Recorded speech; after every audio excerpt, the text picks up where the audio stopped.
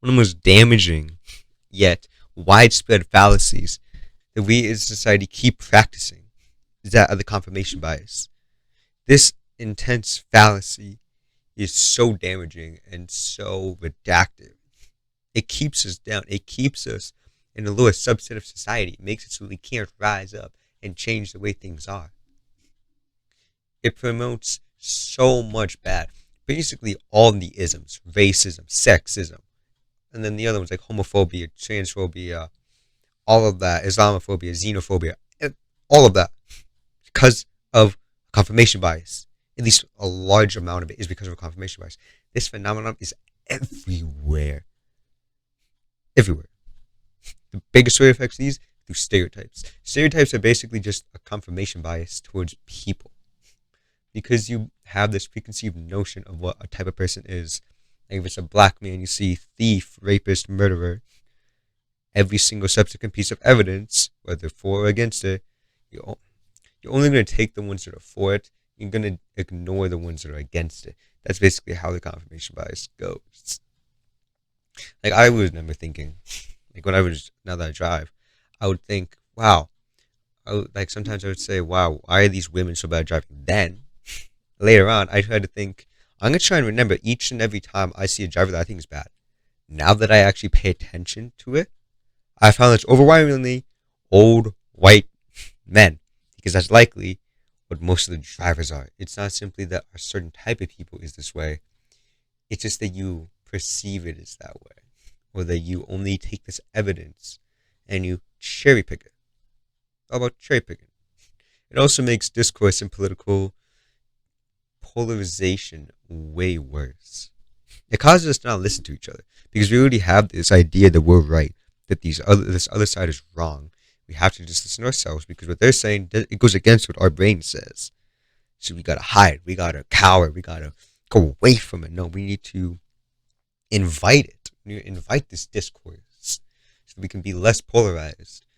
Because if we talk to each other, if we understand the other side, we can humanize them, and we can start to agree, and we can start to have a conversation. I mentioned it a bit before. It's cherry picking. You ignore the things which disprove your argument, which disprove what you already believe. Like, take anti-vaxxers. They'll have, millions of articles saying it does not cause autism. And there'll be one article, one, that says it does. And they're saying, yep, now it's facts. Because there's one piece of evidence.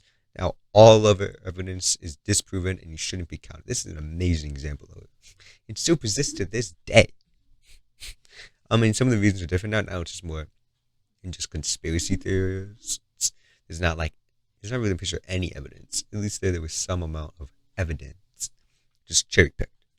With these conspiracy theories, pseudoscience or misleading proof is used as evidence a lot. We take these things that either aren't true at all or are said in a way that is very different from how they actually mean. You change interpretation to change the meaning. You help propaganda. One that I recently learned about, and it's against my own political beliefs, which is Ronald Reagan. Where someone took out of context one of his quotes, saying that he thinks that the way they showed it was saying that Ronald Reagan promoted the idea of, I believe, a smaller government. No, they wanted him to have a larger government because he said that a larger government would be like at the detriment of the country. They took it out of context and made it mean the opposite thing. I hate Reagan. I absolutely hate him. And I hate the news organization I got it from because they're not even really a news organization. They're just entertainment. They're funny to watch.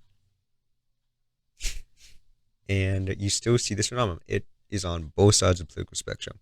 It's everywhere. Honestly, I implore all of you, any of you watching, I implore any of you to look at a set of social stereotypes or social prejudice, like sexism, homophobia, transphobia, racism, anything like that, and give me a single example that does not use in a large part the confirmation bias. A single one. I bet not a single one of them can be found.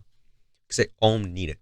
Propaganda needs a confirmation bias because you need stereotypes. That's a lot easier to make propaganda, at least certain types of propaganda, if you use stereotypes, if you make an enemy, if you make it so that you only look at the examples which help you, which only favor you, and get rid of everything that goes against your own beliefs.